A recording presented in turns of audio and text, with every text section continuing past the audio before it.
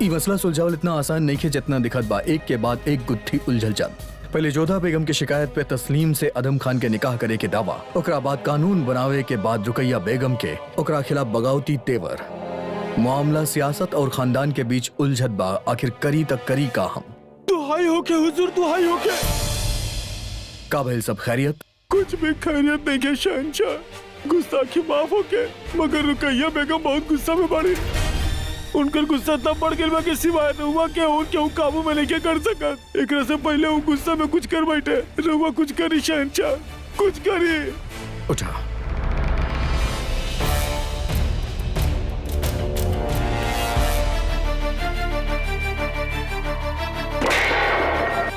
तक लिया।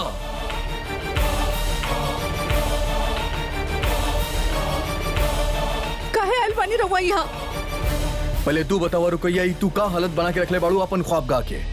काहे कि हमार ख्वाब टूट रहल बा जलाल। रहुआ के बिखरल होजरा दिखाई दे रहल बा, लेकिन हमार दिल ना जे टूट के बिखर गइल बा।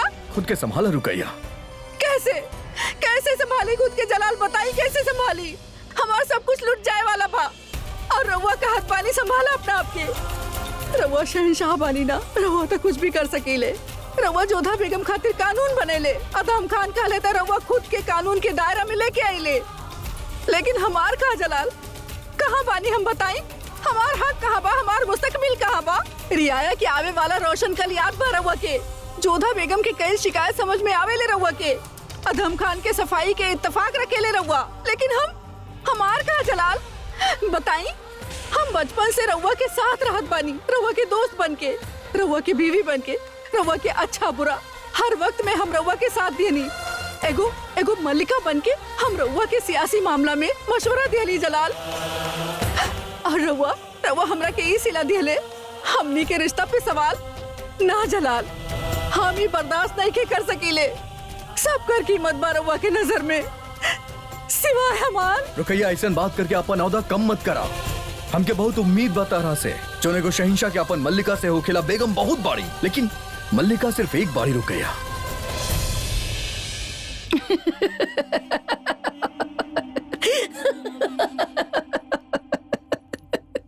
का बात बा हुजूर, बहुत खुश बानी आज आप? खुश तो हो कभी। हमके एक बात बतावा रेशम, का तू कभी सुन ले बाड़ू कि केहू खेल खेलले सी ना लेकिन फतेह मिल गई? ये कैसे मुमकिन बा हुजूर? मुमकिन बा काहे कि यह तो भइल बा। हम कोनो चल चले भी नहीं खे और बेगम रुकैया के खेल खत्म। बाकी हुजूर, का आपके लागे शहंशाह रुकैया बेगम के तलाक दे दी हन? ना तो फिर आपके फतेह कैसे भइल? फतेह हो खी रेशम, अदहम खान पास आई ऐसन फेंक ले बाड़े। अगर जलाल बेगम रुकैया के तलाक नहीं खे दे तो अदहम खान के तस्नीम से निकाह करे के इजाजत देवे के होखी उनके। ऐसे में शिकस्त बेगम जोधा के हो जाए, और अगर जलाल बेगम रुकैया के तलाक दे देने तो शिकस्त बेगम रुकैया के हो जाए, यानी कि दोनों ओर से फतेह हमार। और जावेदा बेगम वो अभी मई के गेल बाड़ी। लौट के आए के बाद जब उनके सच मालूम पड़ी तब अपन बेटी की उम्र के लड़की के अदहम खान साहब के बीवी बनत देख पहियानु। जावेदा के बारे में इतना काहे सोच रहे बाड़ू तू रेशम? हमनी के मजहब में एक से ज्यादा निकाह करे की इजाजत बा। अगर वजह होखे तो अदहम खान साहब के पास वजह बा। जावेदा उनके वलीहद नहीं खे दे पा रहल बिया, और जावेदा के बारे में मत सोचे इतना। दिमाग नहीं खे ओकरा पास, हम जैसन ओके घुमाई घूम जाई। डर हमके बस जलाल के बा। डर बा कि कहीं उनके पता ना चले कि अदहम खान लालच दे की तस्नीम के माँ बाप के राजी कैले बाड़े, और तस्नीम दबाव में आके निकाह खातिर हाँ कर रहल बिया। काहे कि शरीयत के मुताबिक लड़की के रजामंदी बहुत जरूरी बा। जौन भी हो के हुजूर, तोड़ का खूब निकलने बानी रहुआ। मजबूरी रहे हमार रेशम। अगर हम तोड़ ना निकलती तो अदहम खान जिंदगी भर कैद में बैठल रहते हैं। लेकिन जे भइल ना ओकरा बारे में हम काहे सोच रहल बानी? काहे कि अभी जे कुछ हो रहल बा बहुत अच्छा हो रहल बा। इतना सब कुछ हो गईला के बाद भी जलाल रहुआ ठीक कैसे रह सकीले? बोली कि रहुआ का करिए जेकरा से हमके सुकून मिले, हमके हमके अपना आप से दूर करिए रउआ। हाँ?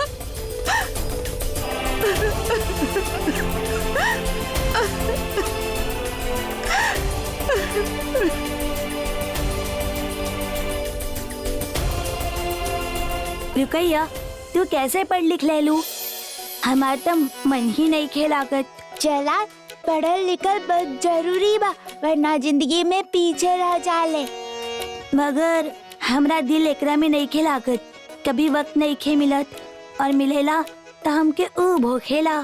एक होके वाला बादशाह के खातिर पढ़ल लिखल बहुत जरूरी बा जलाल, वरना सल्तनत कैसे संभालब? अच्छा, अगर ऐसन बा तो हम कैसे बादशाह संभालब?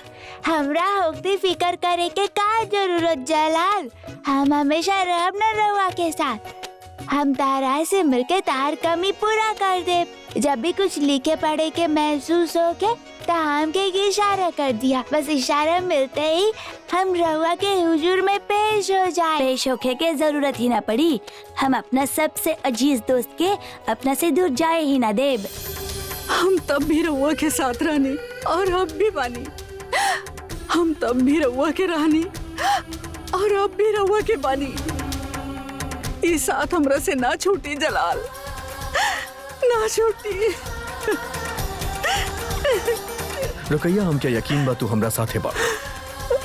जाने ली कि तू हमके सबसे बेहतर समझेली। ये खातिर उम्मीद करतानी कि तू हमके ई बार भी समझ पाई। हम जौन करे जाता नहीं शायद ओसे तारा के ठेस पहुंचे। शायद एगो शौहर, एगो दोस्त होके के नाते उ ज्यादती होके तोरा साथे, लेकिन एगो बादशाह होके के नाते उ जरूरी बा, उ ओकर फर्ज बा। हम उम्मीद करेली कि मुश्किल हालात में भी तू हमार साथ देबू, उ वक्त भी तू हमके समझबू। जलाल, हम उम्मीद करत बानी कि कल रउआ जे भी फैसला ली है वो मुगल सल्तनत के आबरू और ओकरा तारीख में ओकरा शान के मुताबिक होखी।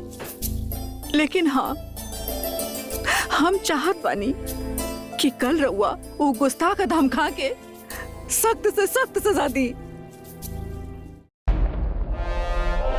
एक और पूरा मुल्क बा, रियाया के सदियन पुराना निवास, और दूसर ओर जोधा बेगम के सिफारिश पर बनल कानून, और दांव पे लग गईल बा हमार और रुकैया बेगम के रिश्ता। अदम खान अपन गुस्ताखी से हमके इंसाफ के तराजू के हिस्सा बना देले बा।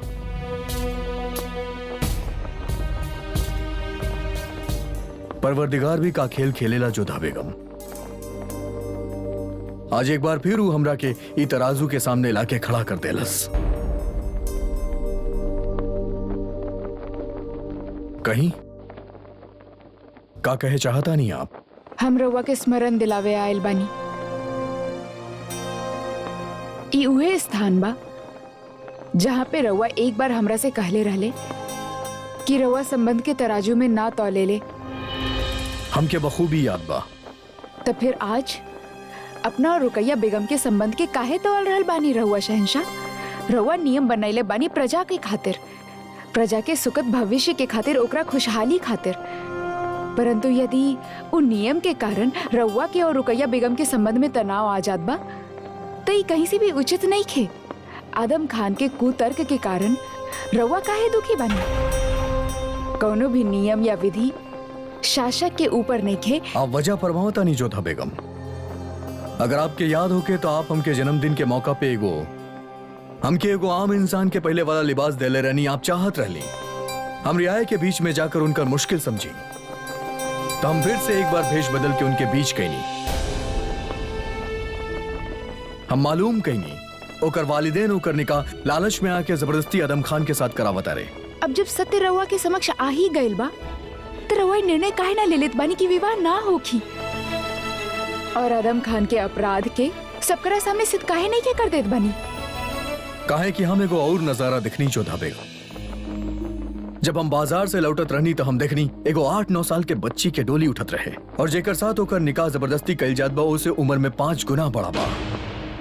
तब हमके एहसास भइल के बहुत कुछ गलत होत बा जोधा बेगम। हम आपके शुक्रगुजार बानी जोधा बेगम के आप हमार ध्यान सल्तनत में हो रहल गलत रिवाज के ओर कईनी। देखिए आदम खान के हम कबो भी रोक सकेली, लेकिन हम रियाया खातिर सोचता नहीं, रियाया के तमाम नाबालिग लड़की खातिर सोचता नहीं। हमरा खातिर उ लोग के रोकल जरूरी है, काहे कि जौन गलत रिवाज तहजीब बन के उनके जहन में बस गइल बा, हमके उनके छुटकारा दिलावल जरूरी बा। ए खातिर हम ही कानून बनैले बानी। परंतु नियम के बलि रुकैया बेगम चढ़ जाए, ये हम कभी नहीं खे चाहब शहंशाह। चाहत तो हम भी नहीं की जोधा बेगम, मगर एको हुक्मरान के रियाया के सामने मिसाल कायम करे के पड़ेला। जोधा बेगम, हम एक किस्सा सुन ले रहनी कि जब एक बार एक बादशाह राह से गुजरत रहे तो एक बगीचा में जाके फल तोड़ ले रहे। आप जाने ली ओकरा बाद का भइल? ओकरा बाद ओकर फौज ओकर नक्शे कदम पे चलकर पूरा बगीचा के तहस नहस कर देलस। जब हम ही कानून के इज्जत ना करब तो फिर रियाया काहे करी? ई रवा के बड़प्पन बा शहंशाह, परंतु एक कठोर सत्य बा। नियम बनावल जाले ताकि भविष्य में ओकर पालन होखे, पर आज के बनल नियम बीतल कल के घटना के नइखे बदल सकेले। बीतल कल के आज के नियम से नइखे तौलल जा सकेला शहंशाह, और इहे व्यवहारिकता बा।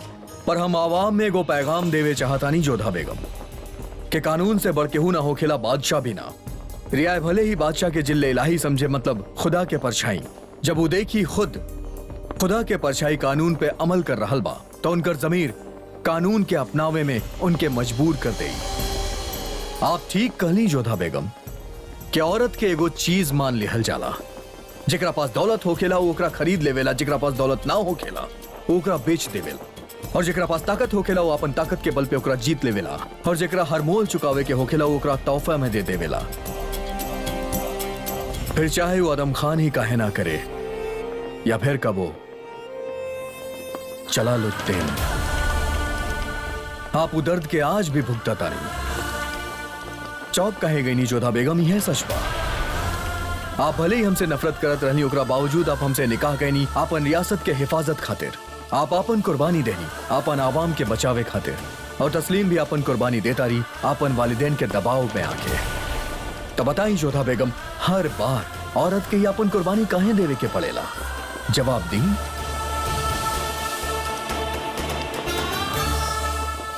राउर ई प्रश्न के उत्तर हमरा पास नहीं थे। हम बस रवा के एक बार फिर से स्मरण करावे चाहत बनी।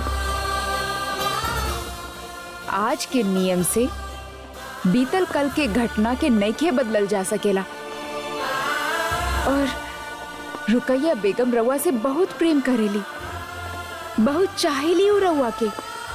तस्नीम के न्याय दिलावे के प्रयास में रवा रुकैया बेगम के साथ अन्याय नहीं के कर सकेले, और ये हम कभी नहीं के चाहब।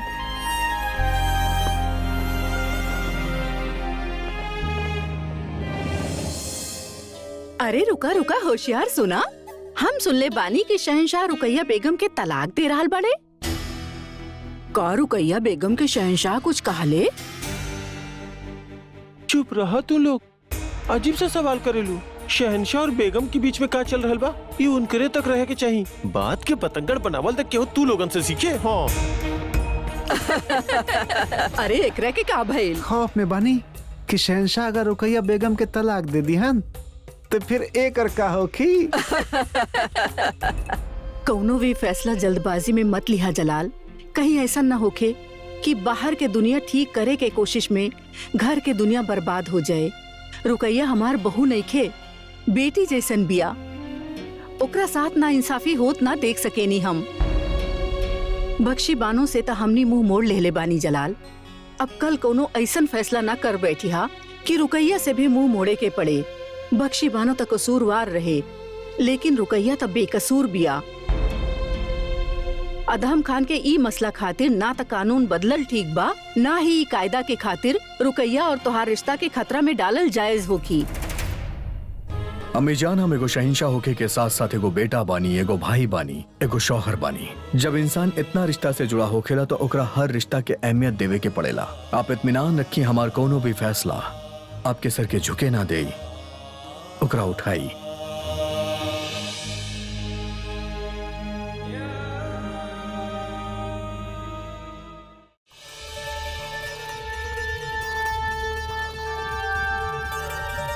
या तो रहुआ हमरा के तस्लीम से निकाह करे के इजाजत दी, या फिर खुद ए कानून के इज्जत करत बेगम रुकैया सुल्तान के तलाक दी।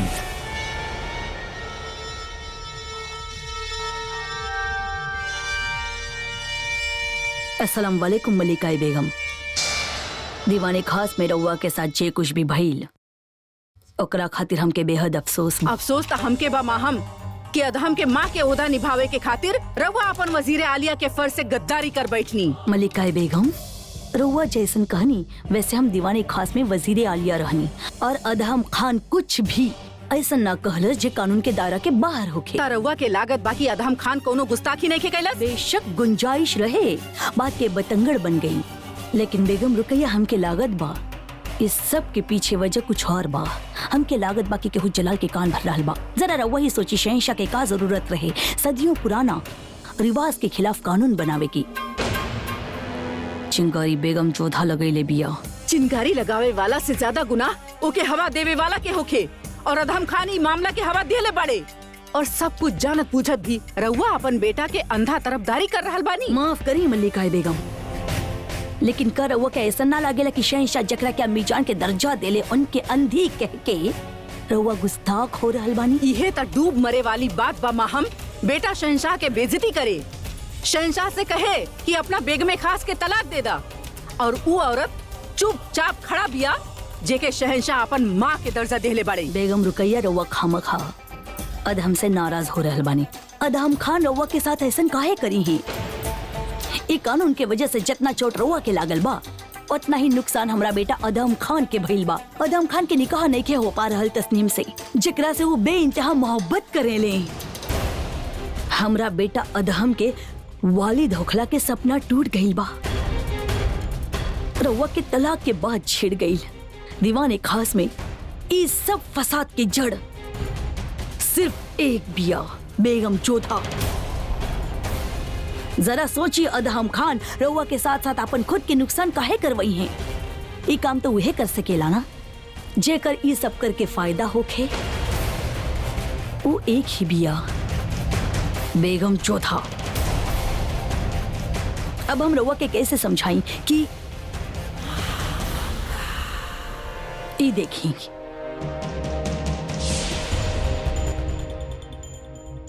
ई का दिखावे चाहत बानी रउआ हमके? ई है कि ई पानी में पहले जगह ना रहली, हम एकरा में उंगली डालनी और जगह बना लेहनी। जैसे ही हम उंगली बाहर निकलनी जगह फिर से भर गई। अगर रउआ ई पानी के हरम समझी और ई उंगली के रउआ तो रउआ ही समझ सकेनी कि हम का कही चाहता नहीं।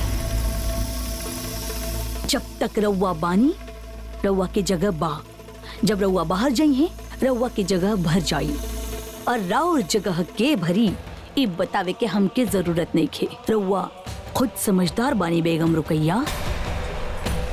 एक आम औरत की तरह ना, एक मल्लिका की तरह सोची, सियासत के नजर से सोची, सच्चाई रउआ के सामने आ जाई। रहल बात हमार ता हमरा खातिर मल्लिका एक खास, मल्लिका बेगम आज तक रउआ बानी और रउआ ही रही हैं। फिर चाहे जलाल रउआ के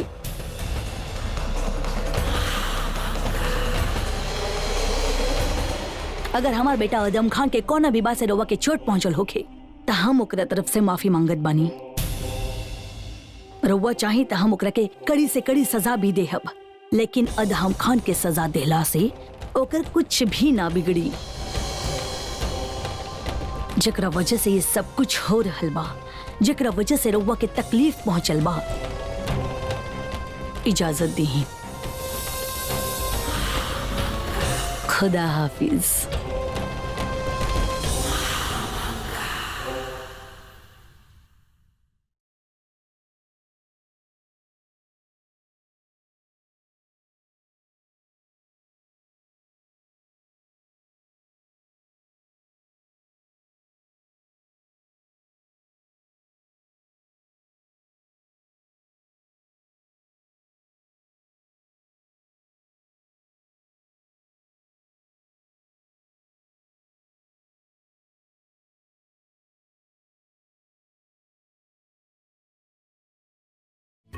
बस करी जोधा बेगम।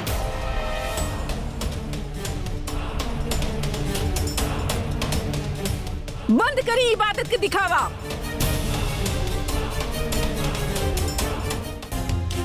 रुकैया बेगम बैठी। का भइल? का भइल? जे कुछ भइल उसे कुछ बड़ा करे के उम्मीद बा रउआ के जोधा बेगम। राउर कहे के तात्पर्य का बा? बस जोधा बेगम बस। आज यहाँ हम दोनों के अलावा और केहू ना बा। आप उतारी अपन नेकी के नकाब और दिखाई अपन असली चेहरा।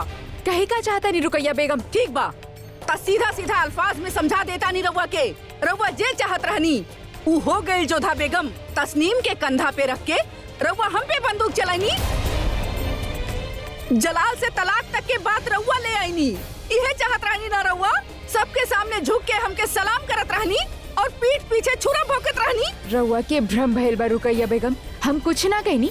तलाक के मांग अदम खान की कुचेष्टा रहे। बेशक जबान अदम खान के रहे, लेकिन उ जबान से निकलल अल्फाज ता रउआ के रहल। लेकिन हम ऐसा काहे करब? काहे की रउआ के अलावा ऐसन केहू और करे भी काहे? जरा गहराई से सोची। हमरे तलाक से सबसे ज्यादा फायदा रउआ के ही होगी। काहे कि जलाल रउआ के 3 खास बेगमन में शामिल तक कर ही चुकल बाड़े। और रहल बात सलीमा बेगम के, ता जलाल कबो उनके ऊ तरह अपना ना सकेले। काहे कि ऊ मरहूम बैरम खान के बेवा बानी। तब बचनी रउआ, रास्ता साफ कर देनी रउआ मल्लिकाए खास बने के, मरियम उर्स जमानी बने के। का चाल चलले बानी रउआ। सारी बेगमन के पत्ता ही साफ कर देलू। दुनिया के दिखावत रहनी कि रउआ जलाल से नफरत करेनी और यही नफरत के आड़ में रउआ उनके दिल में मोहब्बत भर देनी। शतरंज के काक चाल चलले बाड़ू जोधा बेगम। तस्नीम और अदहम खान के आड़ में रउआ हमार और जलाल के रिश्ता पे हमला कर देलू। या ता ई कहावत झूठ बा कि राजवंशी पीछे से वार ना करेले, या ता फिर रउआ राजवंशी बानी ही ना। नेकी के आड़ में इतना बड़ खेल खेलत रहनी रउआ। हमके हटा के हमार ओहदा पावे चाहता नहीं रउआ। बस रुकैया बेगम बस। बहुत भइल, अब एक और शब्द ना। एक दिन रउआ हमके तमाचा मार ले रहनी। हम चुप रहनी काहे कि ऊ राव टूटल दिल के प्रतिनाद रहे। कर रउआ हमके सबके सामने अपमानित कईनी। हम उहो भी सह लेनी काहे कि ऊ एगो नारी के मन के पीड़ा के गूंज रहे। आज रउआ हमार कुल के मर्यादा पे कीचड़ उछलले बानी और ई हम ना साहब। पहला बात, शहंशाह से हम घृणा करत रहनी पर अब ना करेली। परंतु एकर अर्थ ई ना कि हमके उनसे प्रेम हो गई बा। दूसर बात, हम शहंशाह के खास बेगम ना बने चाहिए। और तीसर बात, राजवंशी आज भी सीना पे प्रहार करेले, पीठ पे ना। हम सोचले भी ना रहली कि अदम खान ई विषय के ई तरह से घुमा ली। हम तो केवल तस्नीम के जीवन की रक्षा करे चाहत रहनी और ई बात के शहंशाह के समझावे खातिर रउआ भी हमार सहायता कैले रहली। फिर रउआ ऐसे कैसे सोच सकेली कि हम रउआ और शहंशाह के संबंध विच्छेद के विषय में सोच रहल बानी? रुकैया बेगम, रउआ बिना सोचले समझले हमरा पे आरोप मरे जा रहल बानी। प्रश्न रउआ के पद के ना बा, प्रश्न रउआ के बेगम एक खास होके के भी ना बा। प्रश्न बा उ बच्ची के जीवन के, प्रश्न बा ओकरे भविष्य के, प्रश्न बा तस्नीम जैसन सैकड़ों बच्चियन के जीवन के। जरा ठंडा दिमाग से सोची, यदि अदम खान उ बच्ची से विवाह करे में सफल हो गई तो ओकरे भविष्य के का होगी? का रउआ अपने आप के क्षमा कर पाई है? बस हमके केहू से मतलब ना बा, ना तस्नीम से, ना अदहम से और ना ही रउआ से। हमके सिर्फ जलाल से मतलब बा और हमरे मलिकाए खास के ओहदा से। एक बात याद रखिया जोधा बेगम, अगर आज दीवाने खास में हमरा सामने कौनो तरह के गुस्ताखी भइल ता ओकर जिम्मेदार रउआ हुई हैं और हमरे और जलाल के बीच दूरी लावे के भी जिम्मेदार रउआ हुई हैं। सिर्फ रउआ।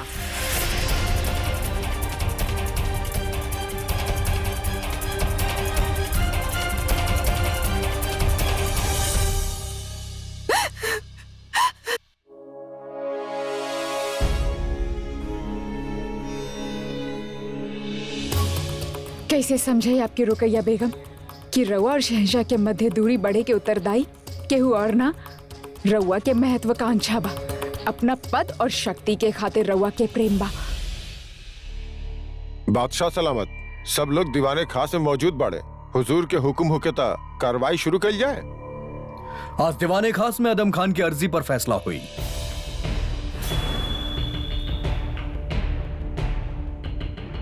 आदम खान तस्लीम नाम के एगो नाबालिग लड़की से निकाह करे के इजाजत चाहता और हमार फैसला बा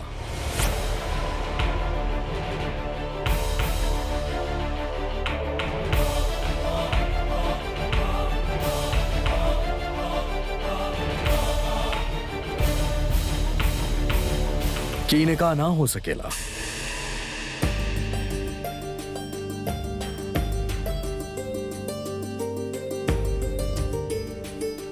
तो हम कब के हमरा साथ ना इंसाफी भइल बा। खामोश।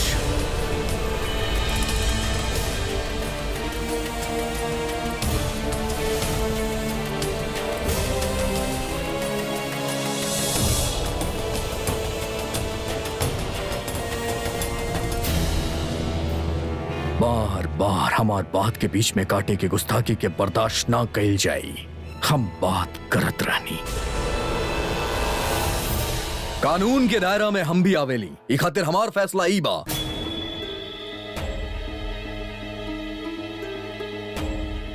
कि हम रुकैया बेगम के तलाक देब।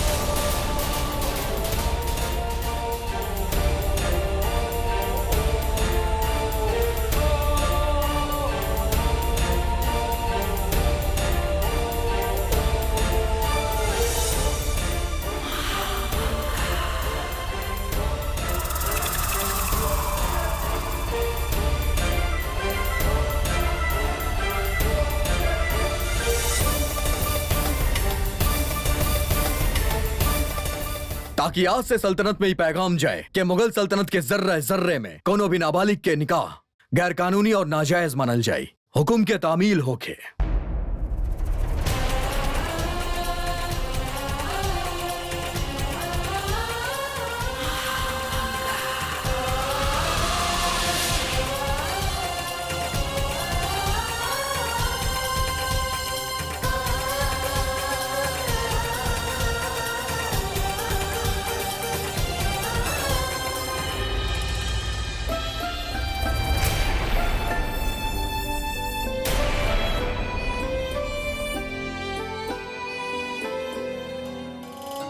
शहंशाह के हुक्म के खिलाफ बोलल गुस्ताखी है, मगर मरियम मक्कानी होखला के नाते हम अपन बात रखे चाहतानी। ई सरासर नाइंसाफी है। आज जे कानून लागू भइल बा ओसे बरसों पहले के रिश्ता बदल ना जाई। मलिका आजम वज़ा फरमा रहल बनी हुजूर, ये कानून के लागू करे के सही तरीका नहीं है। जैसा कि हम पहले भी कहले बानी, शहंशाह हर कानून से ऊपर हो खेले। रउआ के कोनो किस्म के दबाव में आवे की जरूरत नहीं है। हम ई मामला में बड़ अम्मी से उनका राय जाने चाहब। गुस्ताखी माफ होके शहंशाह, हम ई मामला में अदगा साहब से इत्तेफाक रखेनी। अदहम खान जे कुछ भी कह रहल बानी और पे तैश में आके अपन जिंदगी के दांव पे लगावे के कोनो जरूरत नहीं खे। राउर कानून सर आखन पे आज के बाद कोनो भी नाबालिग लड़की के निकाह ना होगी, लेकिन ये कानून के वजह से बीतल कल कितना बदल सकेनी हमनी। रउआ अपन निकाह काहे खत्म करे चाहता नहीं। हम खुद के बारे में नहीं की सोचत बड़ अम्मी। अदगा साहब, मुगल सल्तनत के जड़ कहां कहां तक फैलल बा? आगरा से लेके मथुरा, अजमेर, दिल्ली, लाहौर, मेवात, जौनपुर, मेरता, नागौर और भी बहुत दूर तक बा। तो सब जगहों पे ही फरमान दिहल जाए कि जौना दिन से हमार रुकैया बेगम के निकाह भइल बा, उस दिन से जितना भी नाबालिग निकाह भइल बा वो सब तलाक खातिर तैयार हो जाए।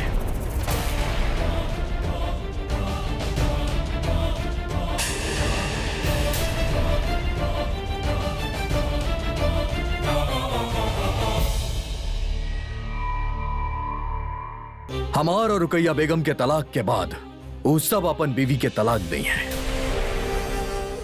ये हमार हुक्म बा और हुक्म के तामील होके।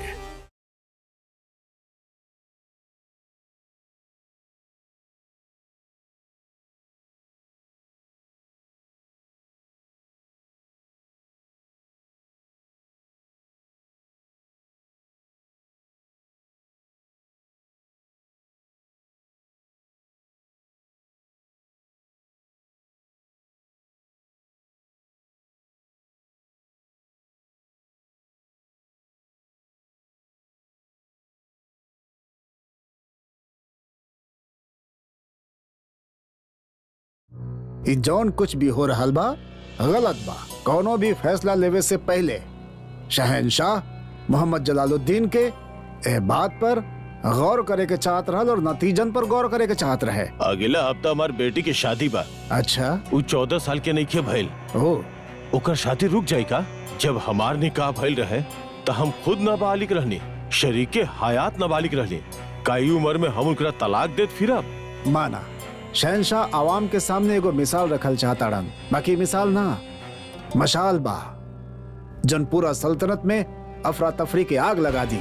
ये सब आदम खान के वजह से हो रहा बा। शहंशाह के ओकरा के वहीं पर रोक देवे के चाहत रहे। रोक सकत रहनी रउआ जलाल के महामंगा। रउआ के लागत कि हम कोशिश ना कईनी। अगर हमके पता होखत की जलाल ऐसन कड़ा फैसला लेवे वाला बा तो हम ओकरा जरूर रोकती और हम कोशिश कैले रहनी। लेकिन तब तक जलाल फैसला सुना चुकल रहले, तीर कमान से निकल चुकल रहे, हम कुछ न कर पैनी। सबसे ज्यादा तकलीफ हमके भइल बा। हमार एक बेटा जे के हम पैदा कईनी वो गुस्ताखी कैलस। हमार दूसर बेटा जे के हम पल्ली पता न काहे इतना गलत कानून बना देहलस। हम केहू के तरफदारी ना कर रहल बानी मल्लिका आजम, लेकिन रउआ बताई अदहम खान का गलत सोचलस। बाकायदा कायदे कानून से वो निकाह करे चाहत बाड़े तस्नीम से। जलाल के इतना कड़ा फैसला सुनावे की का जरूरत रहे? हम के आज पहला बार ऐसा लग रहल बा कि शहंशाह के सही मशवरा देवे वाला केहू भी नहीं खे। अगर राव और इशारा हमरा तरफ भी आवल बदन बेगम तो हम मुआफी चाहतानी। हम वजीर आलिया बानी और हम वजीर आलिया के तौर पे पूरा कोशिश कईनी रउआ रहनी ओही जे रउआ भी देख ले हो खम, लेकिन आखिरी फैसला शहंशाह के होखेला। यही बात के तब फिकर बा महामंगा। रुकैया बेगम खाली बेगम न बानी, वो बेटी बिया हमार। मरहूम बादशाह हुमायूं के भाई जान के अमानत बिया। उनकर तकलीफ हमसे देखल न जाई। बिना कोनो गुनाह की सजा देहल जा रहल बा उनके, ये हमसे बर्दाश्त न होखी। और अवाम में मिसाल कायम करल शहंशाह के फर्ज है, लेकिन एकरा खातिर कोनो बेकसूर की सजा न होखे के चाहिए।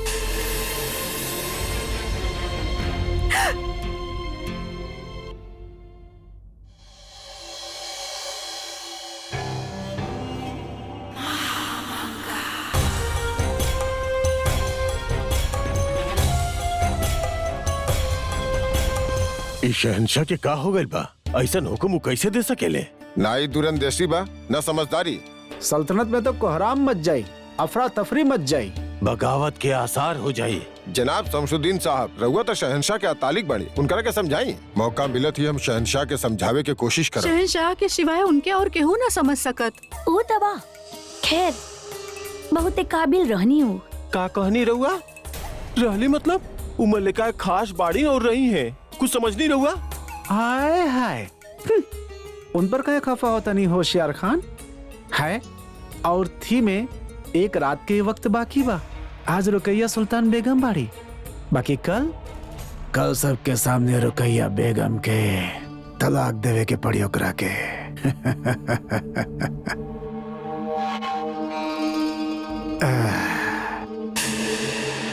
अम्मी जान कहाँ खो गइल बानी आप? रउआ के तो खुश होके के चाहिए। बेशक हम खुश बानी कि बेगम रुकैया के मालूम हो गई कि उनकर हैसियत का बा। बौंदी कहले रहनी, अब कल ये बांदी कल भी वजीर आलिया रही, लेकिन बेगम रुकैया के ओहदा छीन जाई। उनके नाम से बेगम के ओहदा हट जाई। राउर खुशी के दुगना होके के चाहिए। रुकैया बेगम के साथ जौन भइल ओकर इल्जाम जोधा बेगम के सर आई। राजवंशी शहजादी हमार शादी होके चल रहली, रुकैया बेगम के बर्बादी के सबक बन गई। अब जिंदगी भर एक आलिक के अपन सर पर लेके घूमे के पड़ी ओकरा के। बेगम जोधा के कम आंकब केहू खातिर भी मुश्किल के सबब बन सकेला। तो रउआ ही सोचा तानी कि जोधा बेगम अब का करी हन? ना दहम, हम जलाल के बारे में सोच रहल बानी। अदहम हमरा समझ में ना आ रहल बिया कि जलाल ए हद तक काहे गईले। मन की वो कानून बनेले बाड़े, लेकिन सिर्फ और सिर्फ राव और मुखालफत की वजह से वो बेगम रुकैया के तलाक देवे खातिर राजी हो गईले। ना दहम, ये बात हमरा समझ में ना आ रहल बा। अम्मी जान आज तक जो आप हमरा के कहत रहनी है वो तो आपके चहिता जलाल निकलल। बेवकूफ, अहमक। ना दहम जलाल अहमक नहीं खे। जलाल के पहली खेलल बहुत पसंद बा। कहीं ऐसा न होके कि ये फैसला के पीछे भी कोनो पहेली होके। ऊ नमक हराम हमरा टुकड़ा पे पल के ऐसन गंदा बात कहलसू।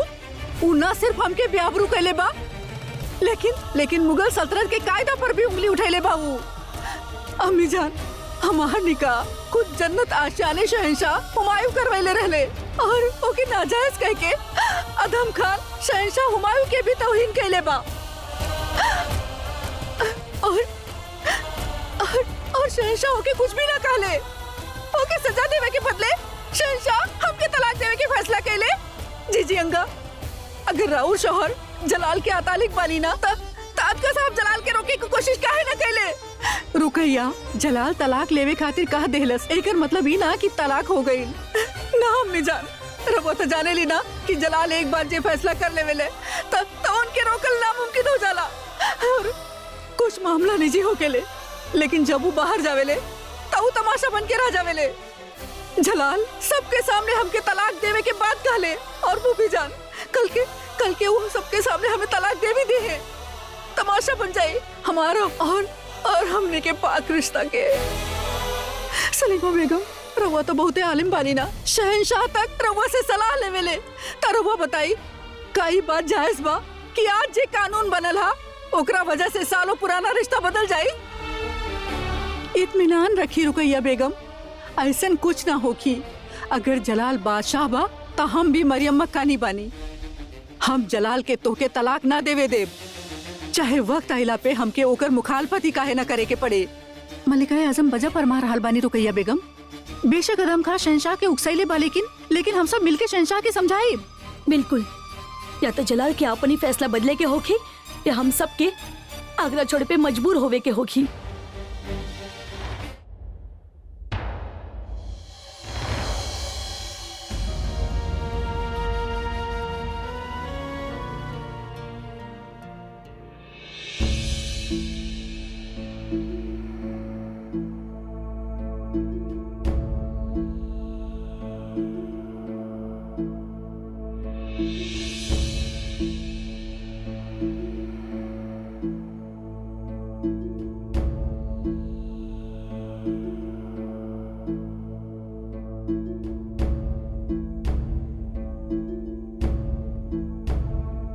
रुकैया, तू अच्छा तरह से जाने लू हम पढ़े ना जाने ली, फिर हमरा खातिर ई पैगाम का है। ई पे राउर नाम ना लिखल, लेकिन ई पैगाम रउआ खातिर ही बा। अगर हमरा खातिर बात हमके पढ़ के सुनाई। ना, ई हमसे ना हो पाई। रउआ ई पैगाम पढ़े खातिर केहू और के बुला ली।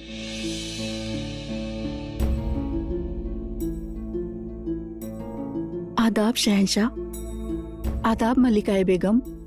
रउआ हमरा के याद फरमाइले। हाँ सलीमा बेगम। रुकैया बेगम हमरा खातिर एगो पैगाम लिखले बाड़ी, लेकिन वो हमके पढ़ के ना सुनावे चाहता रही। चूंकि मामला एगो बीवी एगो शौहर के बाई खातिर केहू और के बुलावे के बजाय हम आपके बुलावल मुनासिब समझनी। आप एकरा पढ़ के सुना दी। जी हुकुम।